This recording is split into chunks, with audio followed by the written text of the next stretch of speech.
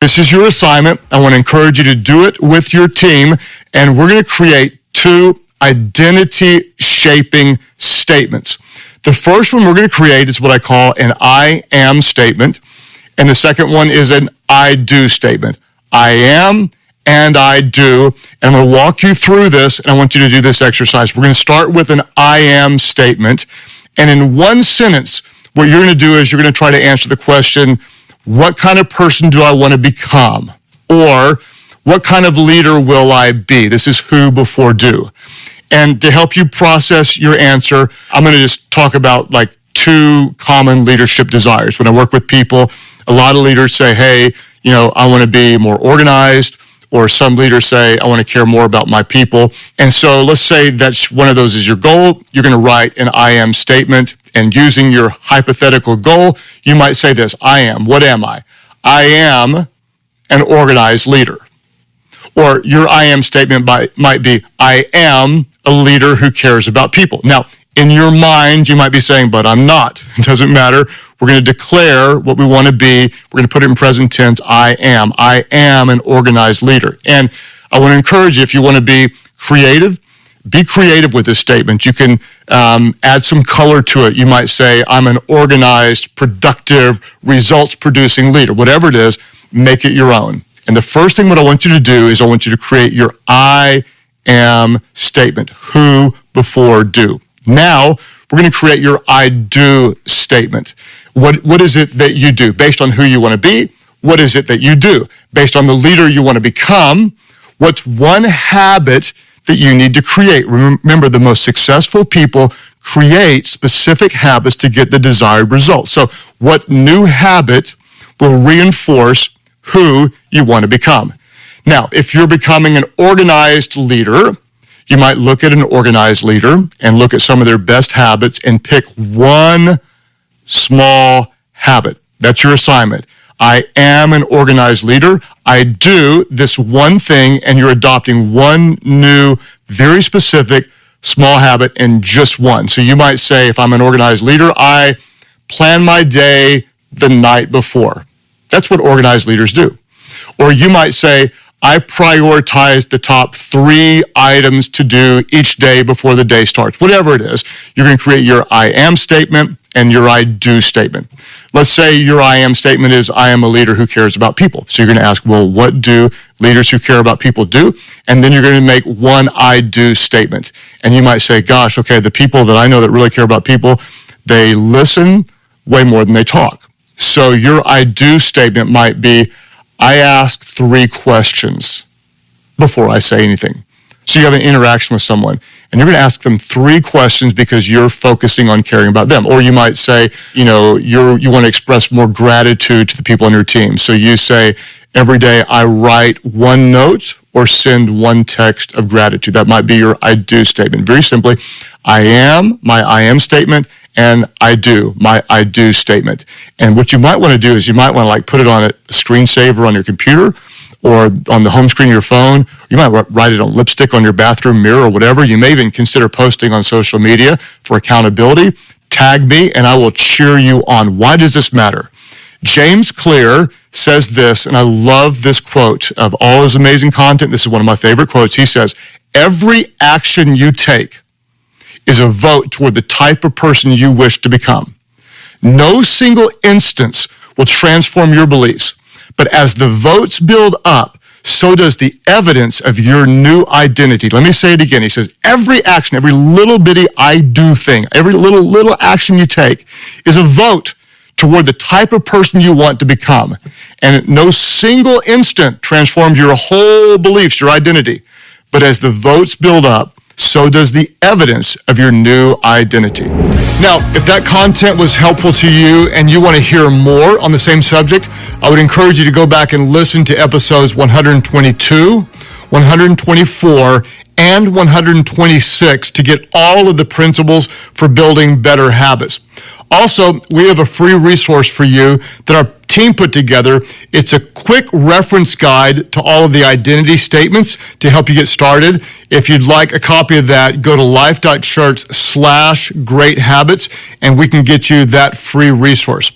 Next up, you're going to enjoy this.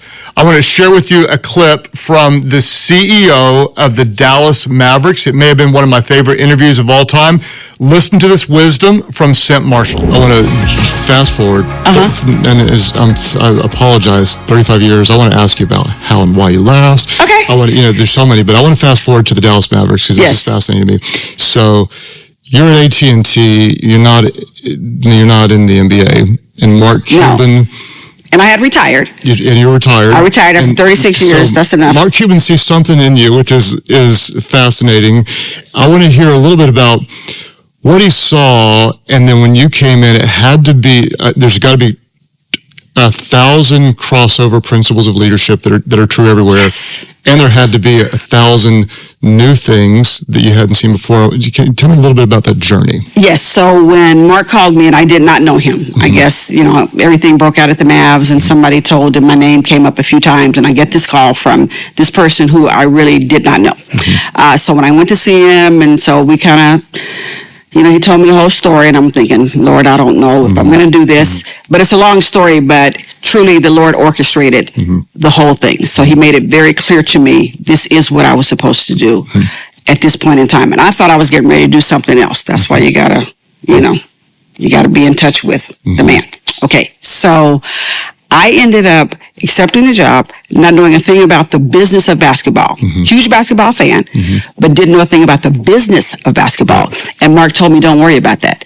He said, I need a leader. And basically his mandate was to transform the culture. He said, I know about the work you've done at AT&T. I need that here. I need a leader. I will teach you and others will teach you the business of basketball. I thought, okay. And at that time, I really didn't know there was so much business to basketball. There's so much more that goes on than what's on the court, okay? But I did know how to lead. And I basically laid out a vision, a set of values, and the values spell crafts. Character, respect, authenticity, fairness, teamwork, and safety, all based on my personal and safety is fit. Again, one more time, and we're going to put them in the leader guide, but we just say it one more time slowly. Character, respect, authenticity, fairness, teamwork, and safety, both physical and emotional safety. So those are the values that I laid out for the employees. And I laid it all out for them before I went to talk to the media, because your people shouldn't hear things out in the public before you tell them, okay, if you can help it, okay? And so I met with all of them first. We laid out our vision, we laid out our values, and I laid out a 100-day plan, shared that with everybody, and then said, okay, I need a diverse group of leaders around the table, and I'm going to meet with every single employee in here. And that's kind of the recipe. That's what we did. The things I didn't know about the business of basketball, I know a whole lot now, but I have people around the table that taught me.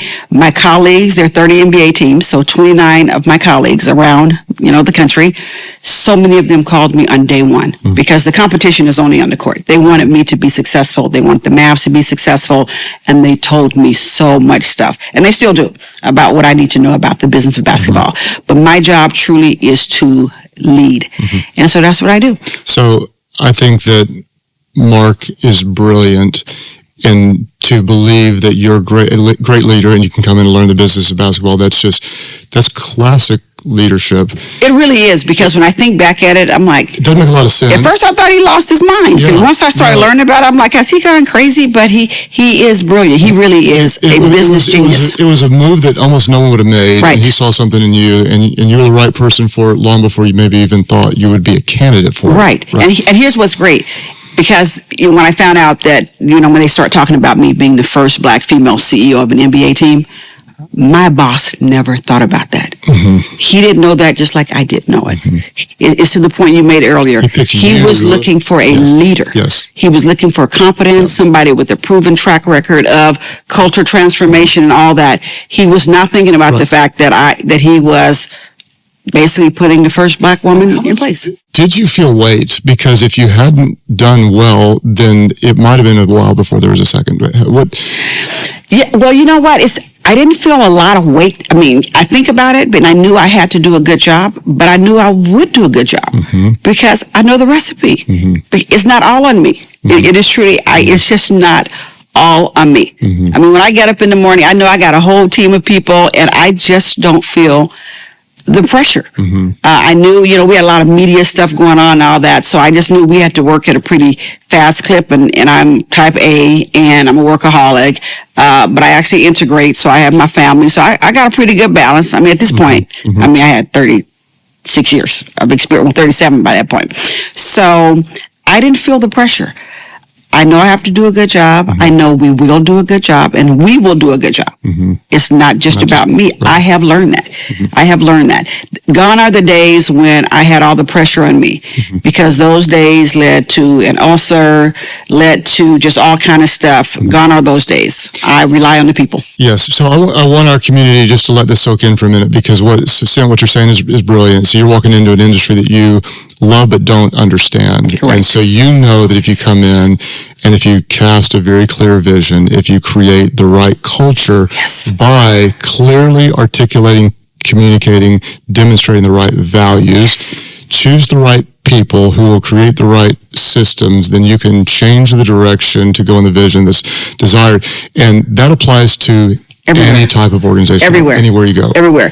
In fact, when I talked to a new employee one time, he said, "Sin, it never dawned on me the importance of values." And he was one of the new employees. He could feel the difference between kind of what happened, when he walked in, how it was, and then a year or so after we were there. And he said, "I never thought that should be something I should ask an employer about. What are the values?" And our values, and here's what I told our team. I said, these values will be on the walls, because, you want to have it laid out and all that, and I got the hashtag for each one of them. Like authenticity is hashtag do you, and we describe what that means to do you and all that. But I told them these values will not just hang on the walls, but they will operate in the halls. And here's what that looks like. And then we'll give examples. And then I'll say, and we will call each other out when we don't see it. Well, you can just feel the love that Cint has for the people that she leads.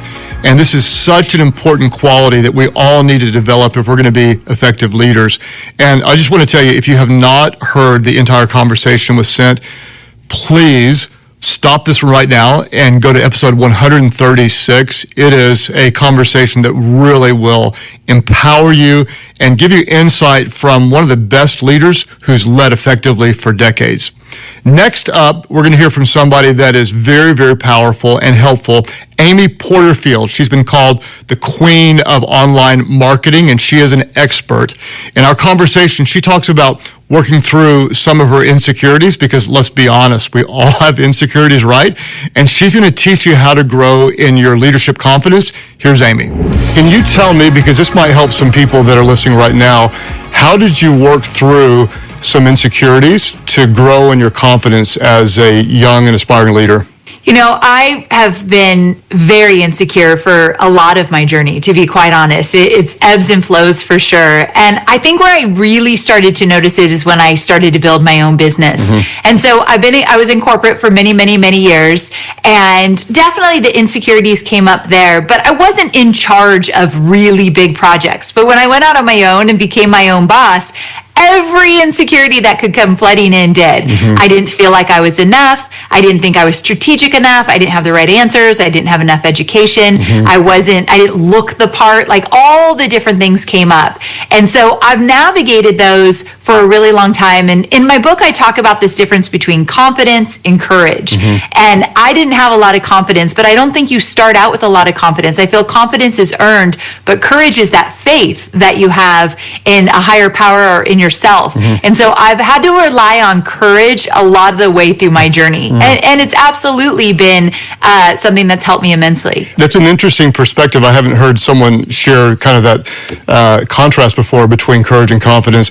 And to me, it's almost like you need confidence and a little stupidity, right? When you're starting out, it's just like you don't even know what you don't know. And so you would say that confidence is earned. Can you take me through, and I'd love to know, you mentioned a couple of insecurities, that you're not enough, you weren't strategic enough. Could you pick one of those, maybe one that stands out to you the most, and tell me how you actually earned the right to be confident in that area. Because I think, Amy, as you know, we have so many in our leadership community that just feel inadequate. Most of us don't feel like that we're enough, and you have overcome. You started from scratch and built something really special. I'd like to know that journey of how you built confidence, what it took, and do you own it today? Are you always confident, or do you still backslide into some of the insecurities? So if you can just walk us through that, that'd mean a lot. Okay, so when I talk about this idea of confidence is earned, what I mean by that is when you start to put yourself out there, and in my case, start to build a business, and I do my first launch and it doesn't work out, and then I do another launch and I make a little money, and I do another launch and I start to grow it. That is where the confidence comes in. I have a proven track record. It might be small, but like inch by inch, it's starting to work. So my confidence starts to grow. I'm earning it. I'm putting in the time. I'm putting in the work. But before it starts to work, and it took me a good 2 years before my business really started to work, that's where I had to rely on the courage. Because the number one insecurity I had is that I wasn't good enough. I've always struggled with my weight. As a woman, this is kind of a big through line that we see a lot, where I didn't want to get on video, I didn't want to show my face, I didn't want to put myself out there. So I felt like I wasn't good enough to be on camera, or I wasn't strategic enough in the sense of I didn't have a business degree. I didn't know how to build an online business. I was making it up as I went. So it just came back to I am not good enough. And so every time something didn't work, I would reinforce that. But here's how I came out of it, and why today I think I absolutely have a lot of confidence, and I absolutely backslide at moments, but then can catch myself pretty quickly, is because I got clear on what I wanted. It all comes down to your why. And for me, this is something I teach to all my students, and that is, what do you want? Why do you want it? And in the early years, when I was still in my corporate job, I wanted to call the shots. I wanted to be the boss. I wanted to work when I wanted, where I wanted, how I wanted, and I wanted to be more creative than I could. And as a woman, I knew I was hitting that glass ceiling. And so when I got clear on what I wanted, in the beginning, it was very selfish. I wanted more freedom. And so every time I would get knocked down, I did my first launch, I made $267. I thought I'd make like $100,000. So I was devastated, got knocked down. But I was like, oh, but I want this bad enough. I'm going to try something new. I'm going to change it up. So I got back up. And that was all courage and faith for me. Absolutely. Until it started to work. And as I mentioned, I would do launch after launch after launch, and it started to click. And so that's when I started to step into confidence. And when I would backslide, ask myself, what did I want? Now, 14 years in, what I want is to help people. Like, I have found my mission. I feel as though I can help people step into a world of entrepreneurship and become their own boss and make as much money and as much impact as they want. That is my why today. That why is so strong that it helps when I get knocked down to get back up really quick. So it really, to me, courage into confidence, it's really about your why. Well, I love that principle. Confidence is earned. And you may feel a little bit insecure in your leadership right now. Believe me, we all do. And I just want to encourage you, just stay at it. Stay humble, stay teachable, keep asking questions, keep showing up the first Thursday of every month and often the third Thursday. And my commitment is to keep bringing leadership content to you to help you grow in your confidence and in your leadership. Next, we're going to look at a little clip from the top watched video of the entire year. She is brilliant on human relationships and on communication. I know you're going to enjoy and benefit from this clip from Vanessa Van Edwards. I think the biggest mistake that we make as leaders or trying to have influence is we have to be positive all the time. That is impossible. I think that one of the reasons why we're still stuck in this like burnout, we're post-chaos, but we still feel like we're kind of in the chaos, is because we feel like I have to be positive all the time or I'm not a good leader. That is not true. You don't have to be positive all the time to have influence. You also don't have to be extroverted to be charismatic. Right? Those are two things that I think we should bust. So for example, if you walk into a room and you have the pressure on your shoulders of being positive and happy, one, it rings as inauthentic if you don't feel that way. Second, that will burn you out faster than anything else. So actually what I want you to think about is, what is the relief emotion that you can bring as a leader? So that isn't often positivity. So let's say that you have a company that's feeling like they're facing a lot of problems or a lot of challenges. The relief emotion to challenge, I think, is togetherness, is unity. So that means you're going in and your number one goal is not pepping everyone up or being responsible for making them happy. No, it's making them feel less alone. And so your approach is, hey, I know we're in it. I know we're in the muck. You are not alone. I feel it too. I woke up today a little bit worried. You're so good at this. When you talk about humility, I think an aspect of humility is sharing the relief emotion. So togetherness, we're in it together, but we're going to figure out how to do it. Here's how we're going to solve it. Or let's say that you feel like your team is burnt out. Well, then all you're bringing is not necessarily positivity. What you're bringing is resetting. How can you reset the energy? How can you bring a refuel in? And that's not necessarily positive, but it's more of an emotion that matches. And then I think people search to you for, this person is bringing me answers. They're bringing me relief.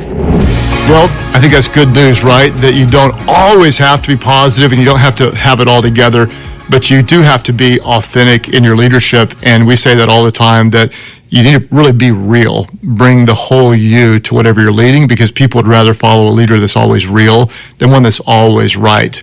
And Vanessa has so much more wisdom. Her video has almost 750,000 views on YouTube, and she dives deeper into the skills and techniques of you-focused communication. She talks about how do you communicate with charisma, and she talks about how to ask great questions to really overcome being what she calls herself as a recovering awkward person. So this is episode 118.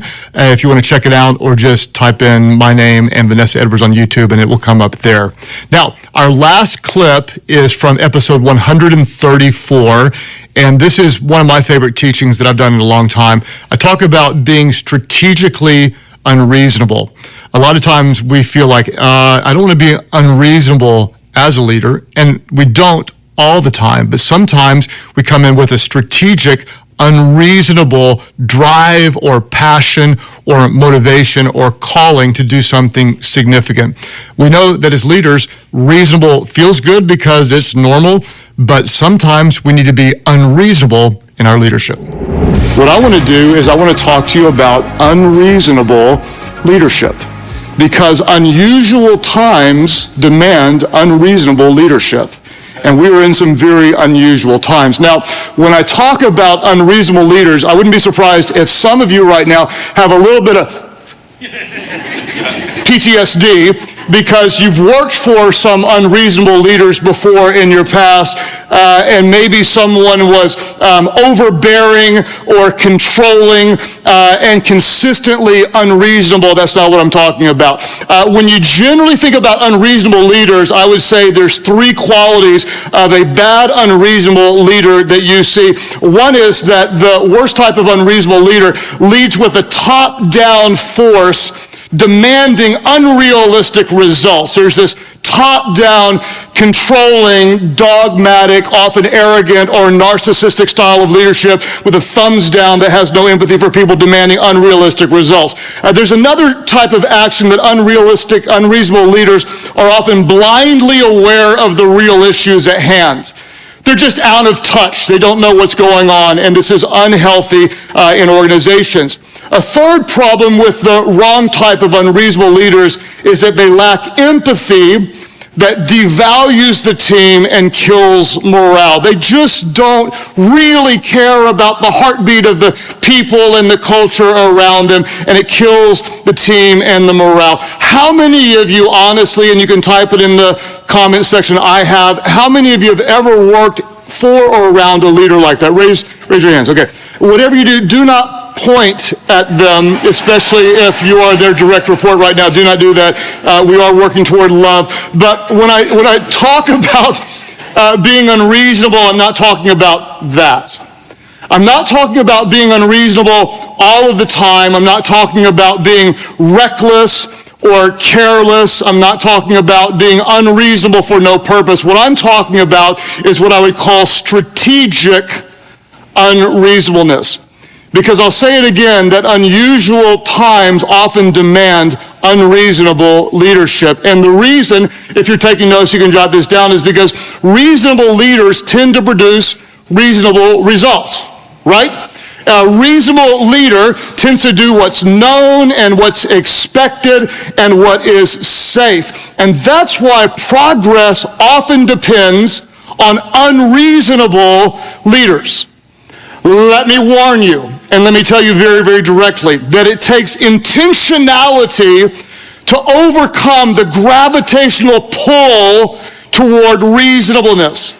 It takes intentionality, it takes initiative to overcome the gravitational pull toward being reasonable in your leadership. And it's not because being reasonable is bad, it's just because being reasonable is easy. It's reasonable. Reasonable leaders are rarely controversial. When you're reasonable in your leadership, it doesn't often require risk. Reasonable leaders rarely rock the boat, and people rarely criticize reasonable leaders. But you are not the normal type of a leader. You know that you have a higher calling, you have a deeper passion, you have a burning fire within you that knows that you weren't created here just to add temporary value, but you're here to make a difference that will outlast you. And so if you want to break out of what is and break into what could be, there will be times, I promise you, you will need to be strategically unreasonable in your leadership. As a leader, I want to encourage somebody here. In the middle of a really difficult time, I dare you to dream some unreasonable dreams. I dare you to think even bigger.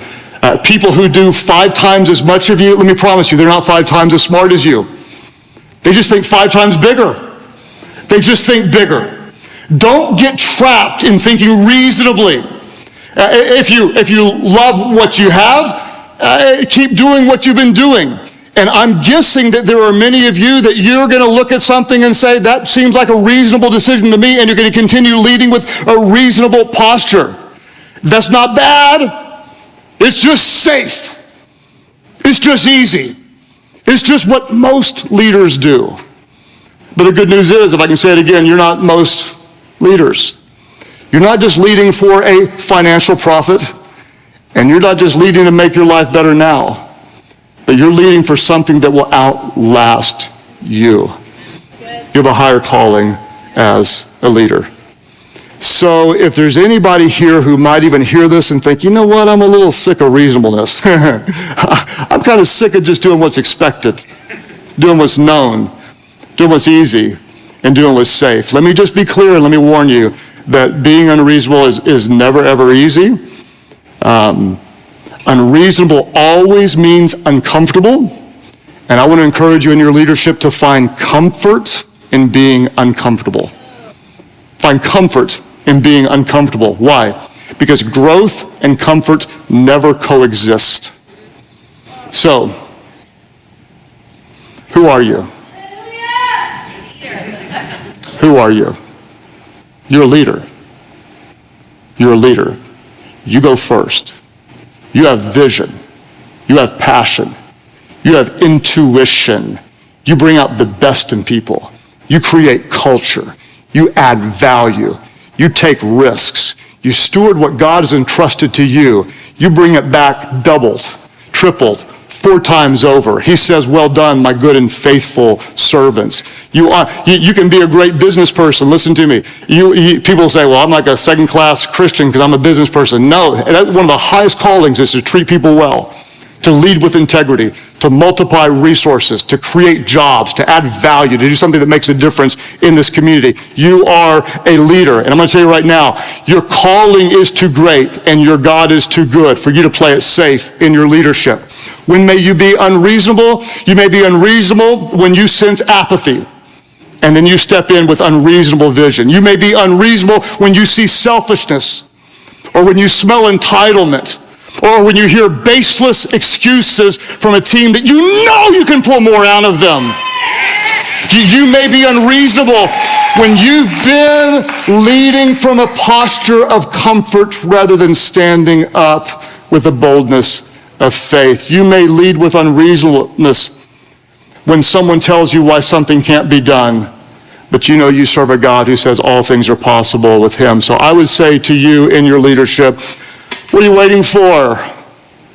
is a very unstable time that demands some unreasonable leadership. Leadership with integrity, leadership with heart, leadership with core, leadership with conviction, leadership with passion, leadership that stands up and says we can make a difference in this world. There's opportunities to solve, there's problems to be solved, there's opportunities to be seized, and you just look at it and say, somebody's got to do something about this.